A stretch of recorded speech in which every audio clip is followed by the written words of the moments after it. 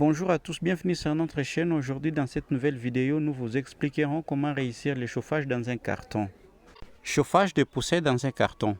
Pour le chauffage de poussée dans un carton, cette méthode s'applique lorsqu'on n'a pas un espace où construire une poussinière. Alors, on juge bon d'utiliser un carton. Alors, les questions qu'on se pose.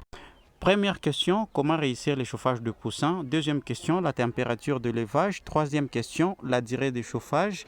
Quatrième question, les canaries et les marmites de chauffage à charbon. Cinquième question, comment chauffer les poussins sans électricité. Sixième question, comment savoir si les poussins ont chaud.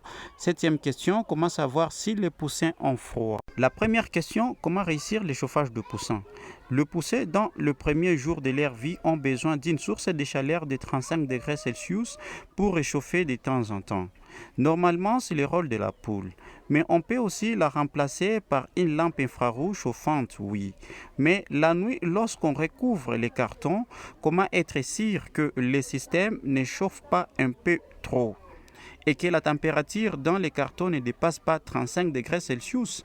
Pour contrôler la température, vous pouvez utiliser un capteur analogique. La deuxième question, la température de levage. Dans la nature, le poussin s'ébloutit sous les ailes de sa mère pour obtenir la chaleur qui est nécessaire à sa survie.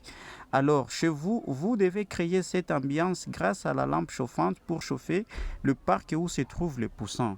Entre 35 et 38 degrés Celsius les 15 premiers jours. Pour la troisième question, la durée de chauffage doit être au minimum 3 semaines pour le poulet de chair et 5 semaines pour le poule pondaise. Pour la quatrième question, lorsque vous faites le chauffage dans un carton, les canaries ou les marmites de chauffage à charbon n'aura pas une place. C'est uniquement l'électricité ou les lampes à pétrole qui auront une place dans votre poussinière ou bien dans votre carton.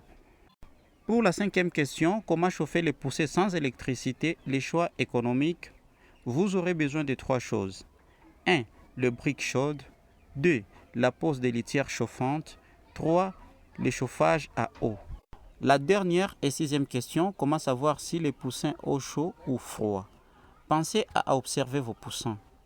S'ils se recroqueillent les unes contre les autres sous la lampe, ils ont froid. 2.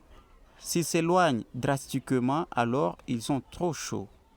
3. S'ils gazouillent et se promènent librement dans le poulailler ou bien dans la poussinière, alors la température est parfaite. Alors, j'espère bien que vous aviez noté les 6 conseils là que je viens de vous partager pour réussir le chauffage dans un carton. Je vous conseille d'être vraiment encouragé et de mettre tous ces conseils-là en pratique pour réussir avec succès votre business.